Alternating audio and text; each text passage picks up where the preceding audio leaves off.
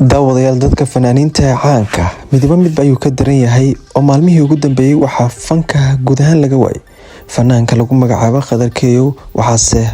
xalay toole la arkay isagoo ka dhacsan ama se cabsan oo muuqaalka live-ka gabadh uu ku sheegay in xaaskiisa tahay ay isugu aadisay balse arrin naxdin leh ayaa halkaasi ka dhacday oo isagoo live-ka ku jira ayaad arkaysaan isagoo carabka iyo sidoo kale wax kasta luulaya sidoo kalena dadka qaar ayaa waxay maalmahanba social media la wareegayeen magaalada Nairobi caasimadda dalka Kenya uu indhoweydba joogay halkaana lagu qataaray ama lagu sixray balse anagu ma ogin taase muuqaalkan hadda aad arkaysaan waa isagoo oo carabka taagtaagaya oo cabsan oo ka dhacsan gabar ayaana intee wejigeedii iyadu qarisay isagii soo gelisay live-ka ama se kaamirada dhabarkeedana wax kasta uga tilmaamaysa inkastoo gabadh Soomaaliyeed ay live-ka soo qabsatay oo ku tiri war Khadarow sidani kuma fiicnee waad se ka dhacsan tahay oo farsameysane fadlan isaga bax live-ka haddaba arrintan naxdinta badan fanaan Soomaaliyeed oo aan dhalay inuu arrintan naxdinta badan sameeyo ayaa dadyo fara badan oo Soomaaliyeed oo caalamka iyo gudaha dalka Soomaaliya ku noolba waxay arkeen arrin sharaf dhac ku ah Khadar Keyow fanaaniinta Soomaaliyeedna intooda badan xoogay aan ku dambaabe mararka qaar way ku tuurtaan oo habeen marka stressku xoogay gaadho ay ku tuurtaan khamriga iyo sidoo kale wax la mid ah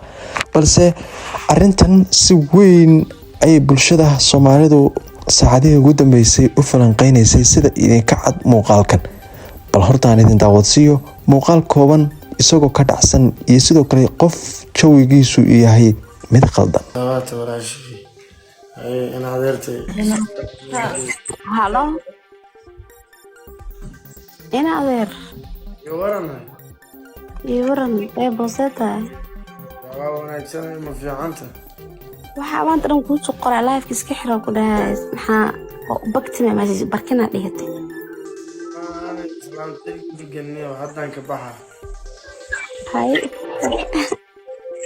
Waa ka baxa loo soo sii jirtay. Waankeyga inay ogaadeen bas marka hore ka diyaartaa ka baxay dadka meesha ku jiro xogaa lahaa ma adeertii waa wixii saxan sheegay live-ka waa iska xiraa hadii in adeertii waa taa walaashii kale ii sii sheegtay dimashi taako wabsala xumaan ma jirtay ya xabiibti ma waa caadi iska xirina adeer caadi waa iska baasaalano dadka oo ku duubaya waxay u soo bateen wax yar maahan waa u talagalay inay duubaan ana ugu talagalay duubta maxay sheegayaan inay duubtaan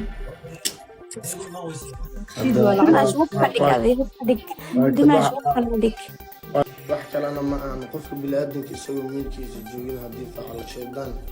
loo adeegsado taas wax qurux badan maahan isagoo la dilay ka la siiyay lamid tahay la koobanta alxamdulillah shukriya واتبعوا ما تتلو الشياطين على ملك سليمان إلى القرآن في سكير وما كفر سليمان ولكن الشياطين كفروا يعلمون الناس السحر كفروا يعلمون الناس السحر كيف قال وما أنزل على الملكين ببابل هاروت وماروت وما يعلمان من أحد حتى يقولا إنما نحن فتنة فلا تكفر فيتعلمون منهما ما يفرقون به بين المرء وزوجه وما هم بالضارين به من أحد إلا بإذن الله ويتعلمون ما يضرهم ولا ينفعهم ولقد علمنا من اشترى ما له في الآخرة من خلاق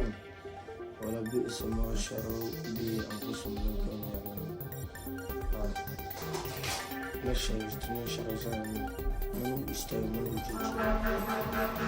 daawadayaal fanaankani wuxuu ku doodayaa in la sixray ama se la qataaray balse anagu ma ogin taas daawadayaal wixii akhbaar ka soo kordha fanaaniinta Soomaaliyeed oo sanadihii ugu dambeeyay ama bilihii ugu dambeeyay midba marka la waayo ama se hawlihiisa adduun ay galaaftaan waxa uu ku doodayaa inuu markaasi la sixray ama se waxyaabo kale ay gaareen balse wixii war akhbaar ah halkan ay dib soo galin doonaa halkani waa warbaahinta Hogol News fadlan YouTube-keena Hogol News subscribe noo saar si aan u soo dayno wararkii ugu dambeeyay caalamka iyo sidoo kale dhacdooyinka ugu xiisaha badan